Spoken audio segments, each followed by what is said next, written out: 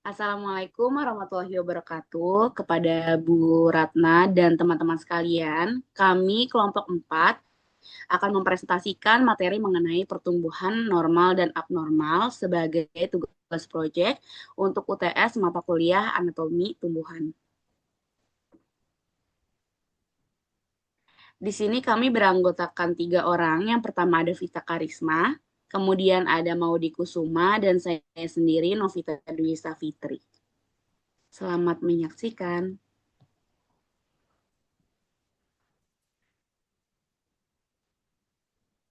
Baik, yang pertama ini di sini ada pendahuluan. Pertumbuhan batang pada tumbuhan terjadi di jaringan meristem.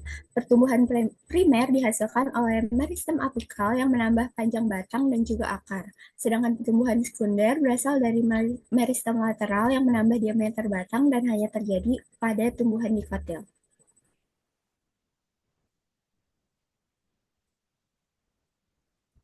Nah, kemudian yang pertama di ini ada kambium. Jadi, kambium ini merupakan jaringan merismatik yang bertanggung jawab terhadap pertumbuhan lateral, yaitu pertumbuhan ke arah bawah. Nah, untuk kambium sendiri ini ada dua jenis kambium. Yang pertama ini ada kambium vaskular yang terdapat di bagian tengah batang. Untuk pembahannya sendiri akan menghasilkan jaringan vaskuler sekunder, yaitu yang kita kenal sebagai sel xilem dan juga floem.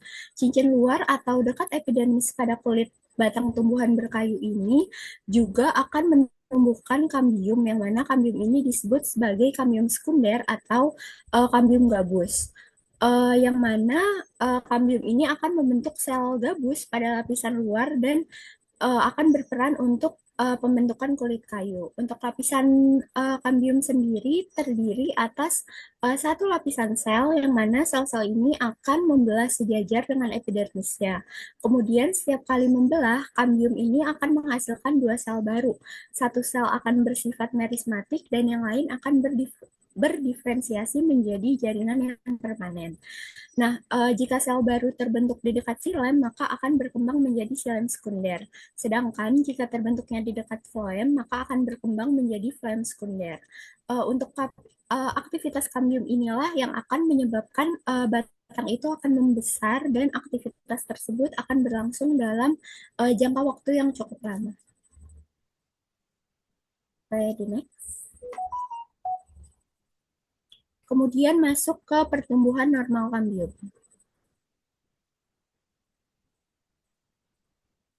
Nah, pertumbuhan primer atau uh, pertumbuhan normal kambium ini terbagi menjadi dua, yaitu pertumbuhan primer dan juga pertumbuhan sekunder. Nah, pertumbuhan primer ini berasal dari meristem apikal yang akan membuat tanaman itu akan bertambah panjang. Sedangkan untuk tumbuhan sekunder ini berasal dari meristem lateral atau kambium yang membuat batang dan akar itu akan menebal. Untuk pertumbuhan sekunder ini umumnya biasanya ditemukan di tumbuhan dikotil. Kemudian untuk monokotil sendiri ini biasanya tidak punya kambium sehingga tidak akan menghasilkan penebalan, tetapi ada pengecualian untuk beberapa jenis tumbuhan monokotil seperti palem, kelapa, dan juga dracena. Boleh dengar?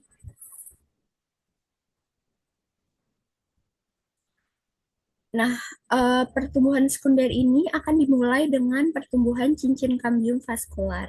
Cincin ini akan terbentuk dari gabungan kambium invaskular dan juga intervaskular. Di dalam cincin ini ada dua jenis sel, seperti di gambar ini bisa dilihat. Yang pertama itu ada fusiform inisial dan juga reinisial. Untuk fusiform sendiri akan menghasilkan sebagian besar xilem dan juga floem sekunder. Sedangkan reinisialnya akan menghasilkan jari-jari empulur. Nah, umumnya untuk xilem sekunder ini akan jauh lebih banyak terbentuk dibanding dengan floem sekundernya.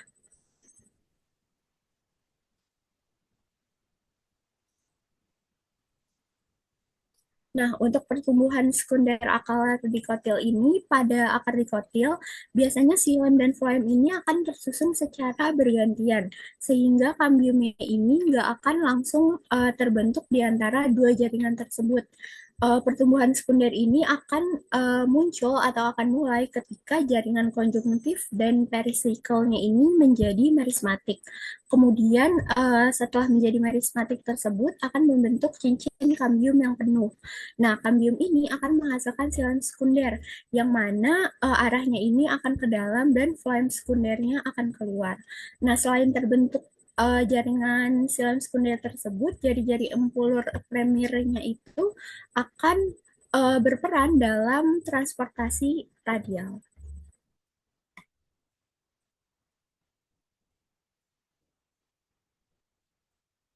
Nah, di sini ada akibat dari pertumbuhan sekunder. Untuk seiring bertumbuhnya jaringan sekunder tersebut, floem primernya itu akan terdorong keluar dan nantinya itu akan hancur. Sedangkan empulur serta silem yang lama itu akan rusak sehingga batangnya itu batang suatu tumbuhan itu akan menjadi keras dan juga berkayu. Untuk bagian tengah batang yang sudah mati itu biasanya disebut heartwood, yang mana warnanya ini akan berwarna gelap, tetapi lapisannya itu akan lebih kuat.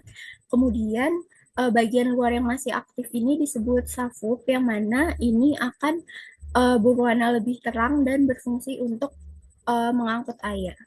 Kemudian di sini ada fungsi dari meristem sekunder. Untuk fungsi dari meristem sekunder ini akan menebalkan batang meristem sekunder, yang mana uh, memiliki beberapa fungsi. Yang pertama itu akan menyembuhkan luka dengan wound cambium, yang mana uh, wound cambium ini akan menutup bagian dari tumbuhan yang rusak.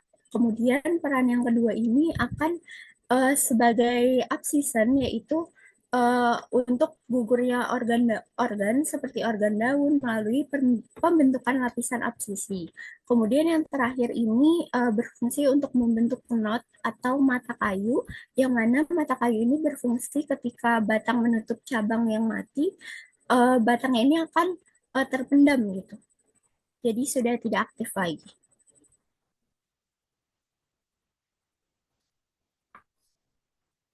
Oke, kemudian yang selanjutnya masuk ke pertumbuhan abnormal kambium.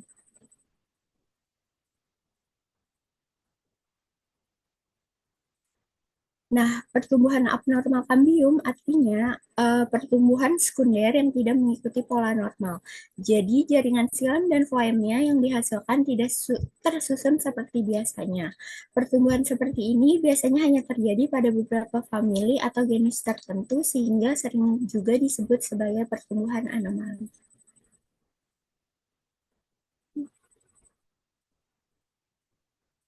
Nah, untuk pertumbuhan abnormal atau anomali ini ada kelompok utamanya. Yang pertama itu ada kambium normal, tetapi aktivitasnya tidak biasa, atau kambium normal tidak terbentuk lalu tergantikan oleh kambium lain dari korteks atau juga perisikal.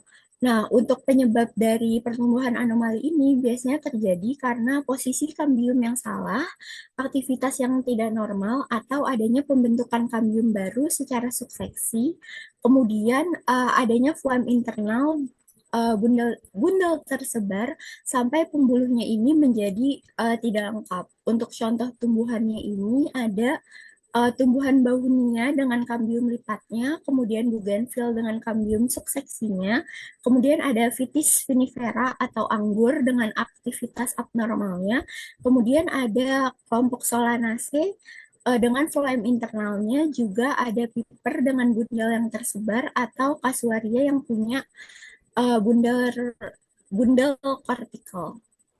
Boleh di next.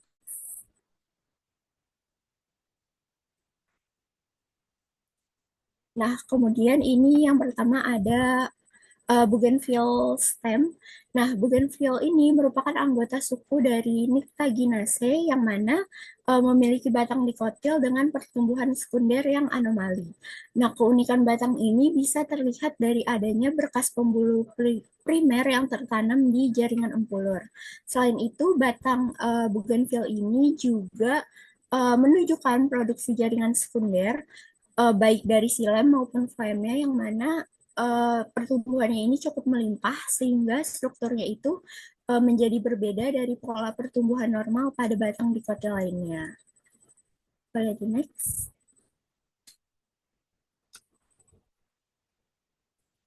Nah, kalau kita lihat di gambar irisan melintang ini, bagian luarnya itu kan terdiri dari epidermis, kolenkim, dan juga jaringan dasar. Sedangkan di dalamnya itu ada perisikel, kambium, silem, dan juga floem. Nah, titik penting dari pertumbuhan bougainville ini di dalam gambar itu terlihat adanya floem yang berada di dalam silem atau biasanya disebut sebagai include floem.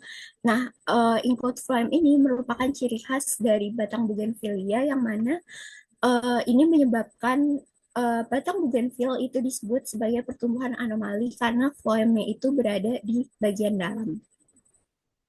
Boleh.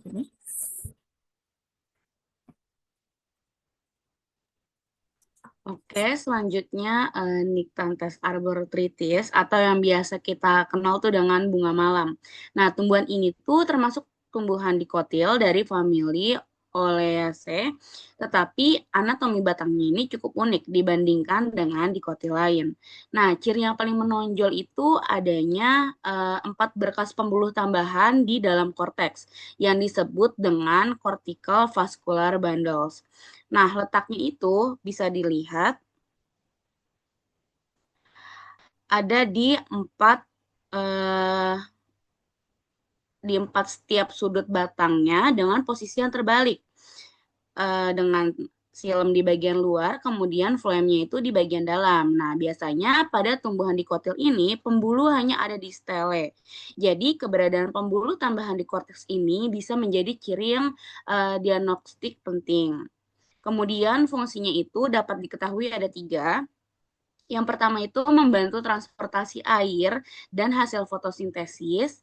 Yang kedua itu memperkuat sudut batang yang terbentuk persegi. Kemudian ikut menyumbang pertumbuhan sekunder sehingga batang ini bisa lebih tebal. Makanya yang membuat ciri-ciri ini kantes ini tuh berbeda dari dikotil yang biasanya. Bisa dilihat ini juga ada bagian-bagiannya. Dan ini ada bagian stem yang aslinya. Kemudian ada Dracena stem, di mana ini termasuk tumbuhan monokotil, tapi yang harus kita tahu untuk biasanya tumbuhan monokotil ini memiliki perilaku mirip dikotil yang berkayu. Nah, kalau kita bandingkan dengan palma sejati, palma tidak bisa mengalami pertumbuhan sekunder karena tidak memiliki meristem penebalan sekunder.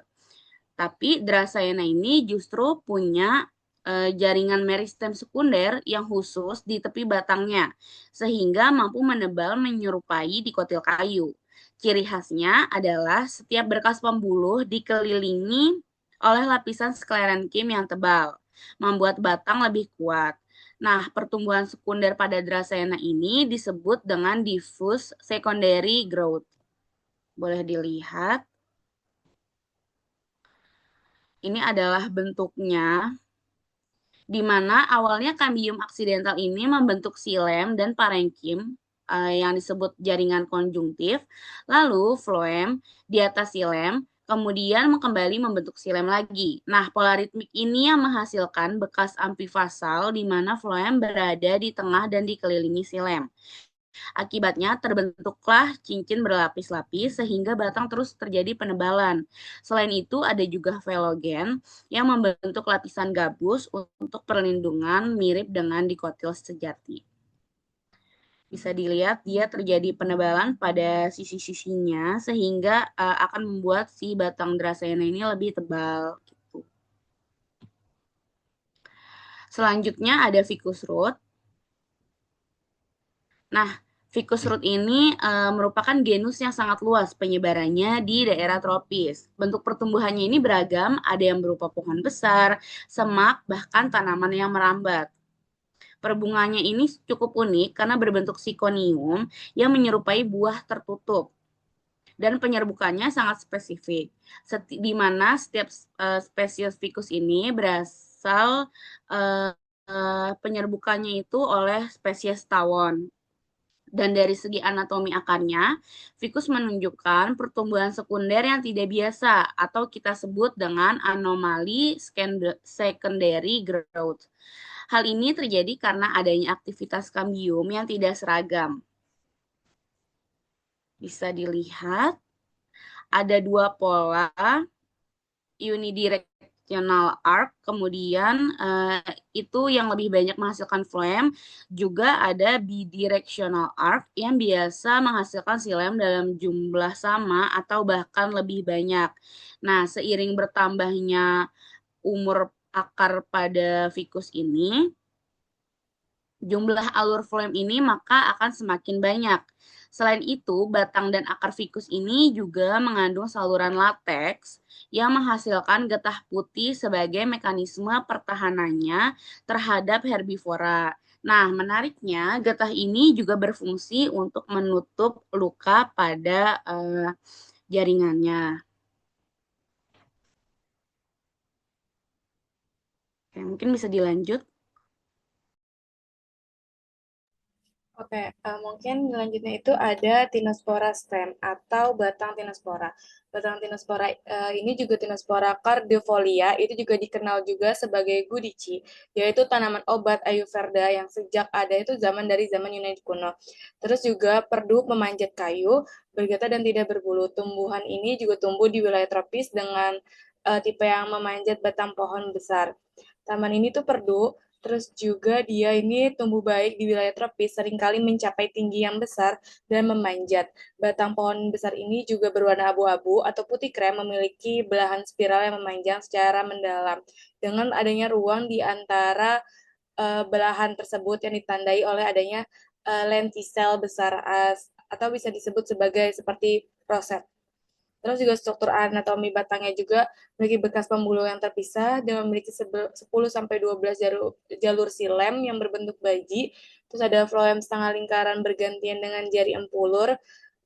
Terus juga parenkim phloem yang mengandung kristal Ca oksalat dengan kambium 1-2 lapis. Terus silemnya terdiri dari pembuluh, trakeit, serabut, parenkim. Nah, kehadiran bekas pembuluh yang terpisah pada batang dewasa Tinospora ini tuh salah satu struktur sekunder anomali yang dapat ditemukan pada famili Menispermaceae. Jadi kambium ini tuh membentuk jaringan pembuluh sekunder hanya pada daerah fasikulernya, sedangkan pada daerah intrafasikulernya dihasilkan jaringan parenkim. Jadi pada batang tuanya itu silem menjadi retak-retak akibat perkembangan jari-jari parenkimatis yang lebar. Nah, pada batang ini juga jaringan parenkim berfungsi sebagai peredam kejutnya. Jadi struktur ini memungkinkan batang itu tuh menahan tarikan dari tekanan akibat tekanan adanya angin kencang gitu. Jadi hal ini tuh bisa disebut sebagai bentuk adaptasi terhadap kebiasaan tumbuhan yang memanjat. Boleh di next.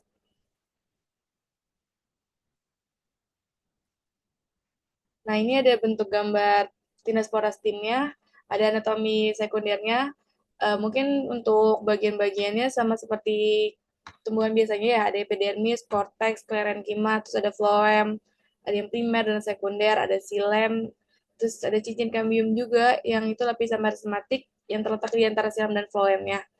Jadi struktur ini tuh mencerminkan adaptasi dari batang Tinospora cardifolia, tadi jenisnya, sebagai tumbuhan pemanjat yang memiliki pembuluh diskret, yaitu jaringan penguat dan empulur besar yang berfungsi sebagai peredam tekanan atau kejut.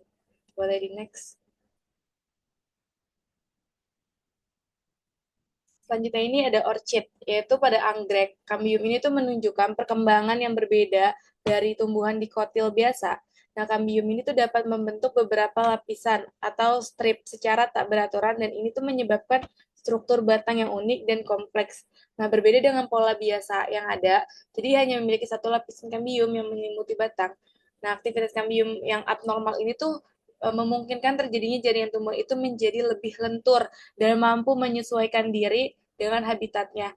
Misalnya pada tanaman merambat dengan mengurangi produksi silem yang keras dan berkurang, nah tanaman itu akan lebih fleksibel agar dapat memanjat tanpa mudah patah.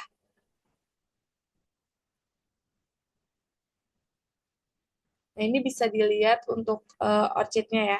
Fenomena khusus pada si anggrek atau orchid ini tuh kambiumnya dapat membentuk lapisan-lapisan kambium lebih dari satu, yaitu kambium bertingkat, sehingga menghasilkan pola pertumbuhan yang tidak biasa. Nah, dari fisiologi dan struktur jaringan ini tuh yang berubah ini menghasilkan batang yang memiliki bentuk tidak simetris. Jadi terkadang itu dengan lapisan floem yang masuk ke dalam lapisan silem yang disebut silem intersiklar. Nah, struktur ini memberikan kekuatan mekanik sekaligus fleksibilitas ekstra. Ini bisa dilihat gambarnya lebih umum untuk orchid sendiri itu adalah cambial variant sama Ectopia cambia. Boleh di next. Nah, selanjutnya ini ada aktivitas cambium gabus atau cork cambium, yaitu pertumbuhan primer pada tumbuhan yang menghasilkan lapisan luar yang dikenal sebagai epidermis. Nah, pada tumbuhan yang tidak mengalami pertumbuhan sekunder atau pertumbuhan yang ke samping, itu epidermis cukup untuk melindungi jaringan di dalamnya. Nah, namun ketika batang itu menebal, epidermis akan pecah dan terlepas. Nah, tanpa adanya cambium gabus ini tuh tumbuhan akan rentan terhadap penyakit dan kehilangan air. Jadi pertumbuhan sekunder ini terjadi pada bagian luar di stel karena aktivitas cambium gabus. Nah, cambium gabus juga dikenal sebagai velogen atau cambium ekstrastelar. Boleh di next.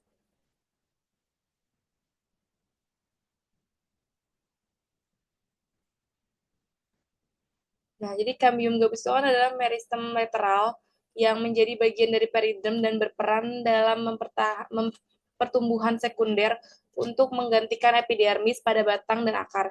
Jadi jaringan ini tuh terdapat pada tumbuhan yang berkayu yang banyak dikotil herbaceusnya, yaitu Gymnospermae, serta beberapa monokotil yang meskipun umumnya tidak mengalami pertumbuhan sekunder, tapi dapat membentuk velogen. Nah, cambium gabus ini tuh tersusun dari sel-sel embrionik yang belum terdiferensiasi sempurna dan terletak di lapisan kulit kayu antara floem primer dan epidermis. Sehingga fungsi utamanya itu untuk menghasilkan gabus atau cork yang kuat sebagai pelindung organ dari tumbuhan. Boleh di next.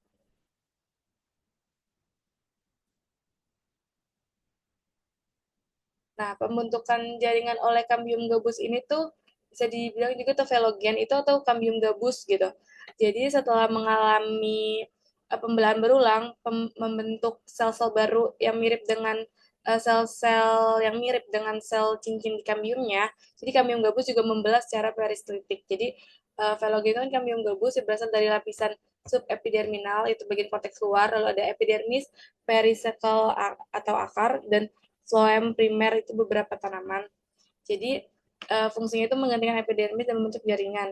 Jadi produk cambium gabus itu adalah peridrem. Nah, velogen ini tuh membentuk tiga lapisan utama yang saling berhubungan, yaitu ada velum, itu gabus, yang ke arah luar, dan itu sel itu akan mati tersuberenisasi gitu. Jadi, lalu ada velogen atau velogen itu sendiri, itu lapisan merisem menghasilkan jaringan. Lalu ada veloderm, itu ke arah dalam. Itu sel hidup seperti parenkima. Jadi ketiga itu disebut peridrem. Jadi peridrem itu tuh tersusun atas velogen, velum, dan veloderm gitu. Nah, fungsi dari si peridrem ini sendiri itu menggantikan epidermis yang rusak, mengurangi kehilangan air, melindungi jaringan dalam, dan menahan tekanan dan perubahan lingkungan. Boleh di next.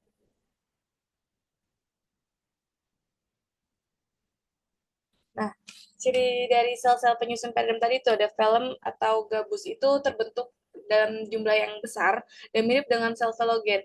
Nah, sel-sel ini juga berbentuk poligonal, terus juga seragam dan tidak memiliki ruang antar sel. Nah, kalau velodrem itu sendiri atau korteks sekunder terbentuk dalam jumlah sedikit karena aktivitas kambium gabus ini tuh lebih dominan ke arah yang luar. Nah, sel-sel ini juga tuh dapat hidup dan memiliki dinding sel selulosa. Bentuknya mirip dengan sel velogen dan dapat dibedakan dari sel korteks biasa melalui susunannya yang radial. Jadi lapisan penyusun perimer ada tiga yang tadi, ada pelodrem, pelogen, dan velum. Terus juga variasi perkembangan cambium gabus ini tuh pertumbuhan dan perkembangan cambium gabus sangat bervariasi antar spesies dan sangat bergantung pada adanya usia tanaman, kondisi pertumbuhan, kondisi lingkungan sekitar gitu. Dan juga hal ini tuh dapat dilihat dari perbedaan atau penampilan kulit kayunya gitu. Misalnya teksturnya di kulit kayunya halus atau retak-retak, bersisik atau ada beberapa bagian yang mengelupas kayak gitu. Jadi next.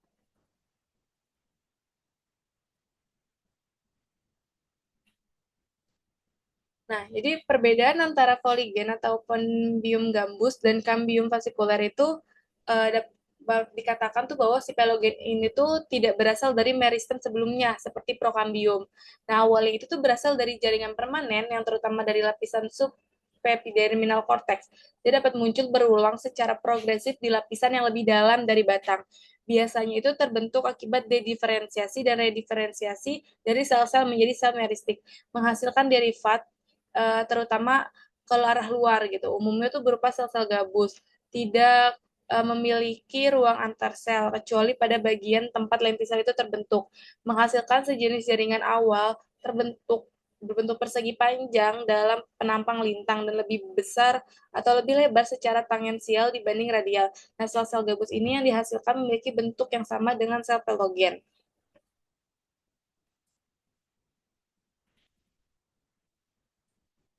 Nah, selanjutnya itu ada lentisel. Nah, lentisel itu tuh bagian dari si peridrem itu sendiri. Lentisel itu adalah celah kecil pada si film dan tersusun atas sel hidup yang longgar gitu. Jadi lentisel itu tuh sebagian besar sel film yang mati, tetapi pada beberapa tempat sel hidup juga dapat ditemukan. Nah, di tempat-tempat ini tuh suberin tidak disimpan dan sel-sel yang tersusun secara longgar inilah yang disebut si lentisel. Jadi lentisel itu dapat muncul pada permukaan luar tanaman dalam bentuk titik kecil atau juga tonjolan kecil gitu. Lentisel itu berfungsi sebagai tempat pertukaran gas, transpirasi lentiselar, dan terdapat pada batang dan buah, tetapi tidak ada daun atau tumbuhan pemanjat berkayu. Lalu ada ritodom, yaitu lapisan kulit luarnya. Jadi seiring bertambahnya umur, peridom itu dapat terbentuk di bawah yang lama gitu. Jadi lapisan luar yang mati ini disebut letidom. Nah, terdirinya itu atas gabus dan juga jaringan mati akibat ada tekanan itu. Nah, aktivitas musim kambium gabus ini juga dapat mempengaruhinya kayak aktivitas tertinggi pada musim dingin atau gugur. Lalu lapisan kambium ini aktif hanya setahun dan lapisan baru itu terbentuk setiap tahunnya di bawah lapisan yang lama.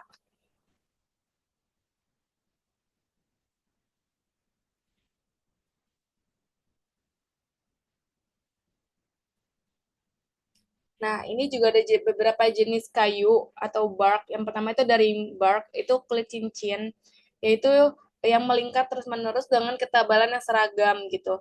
Nah, kulit ini itu tuh terbentuk mengelilingi batang dan dalam bentuk lingkaran penuh. Contohnya itu ada Betula utilis dan Eucalyptus. Lalu ada scaly bark atau kulit bersisik, yaitu kulit yang tidak kontinu dan ketebalannya tidak merata. Kulit ini terbentuk mengelilingi batang dalam bentuk potongan atau fragmen. Nah, contohnya itu ada Psidium guajava, tanaman jambu, terus Azadiraca indica, terus ada Mangifera indica dan Tamarindus indica. Di sini sebelah kanan itu ada beberapa gambaran. Jadi ternyata bukan hanya ringbark, scalybark dan uh, itu saja, tetapi juga ada beberapa jenis lainnya gitu, seperti yang tertera di gambar. Jadi next. Nah, jadi kesimpulannya itu, pertumbuhan sekunder pada tumbuhan adalah pertumbuhan yang menyebabkan batang dan akar menjadi menebal akibat aktivitas pembelahan sel kambium. Nah, kambium lateral atau kambium fascikular dan kambium gambus. Pertumbuhan ini umumnya terjadi pada tumbuhan dikotil dan menghasilkan pembentukan kayu serta perlindungan permukaan dengan gabus. Pada tumbuhan monokotil, pertumbuhan sekunder biasanya tidak terjadi atau terjadi dengan pola anomali. Misalnya pada kelapa sawit dengan penebalan karena pembelahan dan pembesaran sel parenkim. Pola pertumbuhan sekunder ini berbeda dengan pertumbuhan primer yang menyebabkan pertambahan panjang batang dan akar.